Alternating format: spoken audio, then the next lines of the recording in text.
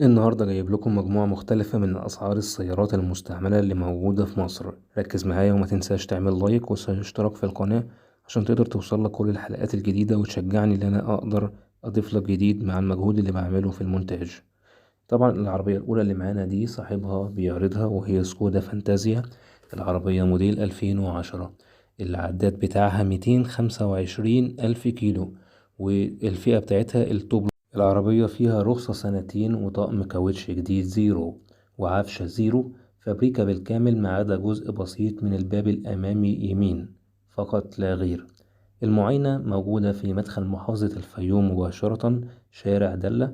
وعنده أنواع مختلفة من العربيات. لو في أي حد عايز تقدر تقول إن هي شركة أو معرض عربيات. العربيات دي هسيب لكم رقم تليفون كل عربية في وصف الفيديو عشان تقدروا تستفيدوا منهم قدر الإمكان. العربية التانية اللي معانا هي شيري تيجو موديل 2017 كاملة أوتوماتيك. رشة جنبين، كبوت وسقف وشنطة فابريكا. الدواخل فابريكا بالكامل. الرخصة 4 شهور. مرور حدائق الأهرام. طبعا حدائق الأهرام دي موجودة في محافظة القاهرة. المطلوب في العربية الشيري تيجو اللي قدامنا 2017 300 ألف جنيه، وزي ما قلت لكم رقم تليفون صاحبها في وصف الفيديو. كده انا خلصت عربيتين. في بقى اقتراح لو انتوا حابين ان احنا نعمله لكم بعد كده عشان نقدروا تستفيدوا. مثلا في انواع مختلفة من العربيات زي اللي قدامنا دي مثلا ميتسوبيشي. ممكن نتكلم على رينجها في السوق كام، بحيث لو في اي حد بيفكر في عربية مستعملة يبقى عارف مثلا ان العربية دي موجودة في سوق المستعمل بكام.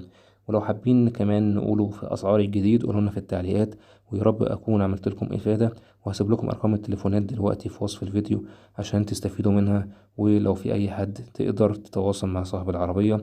وانصحك طبعا ان انت تسأل على العربية وتفحصها كويس عشان تقدر تفيد وتريح اللي بيبيع واللي بيشتري. السلام عليكم ورحمة الله وبركاته.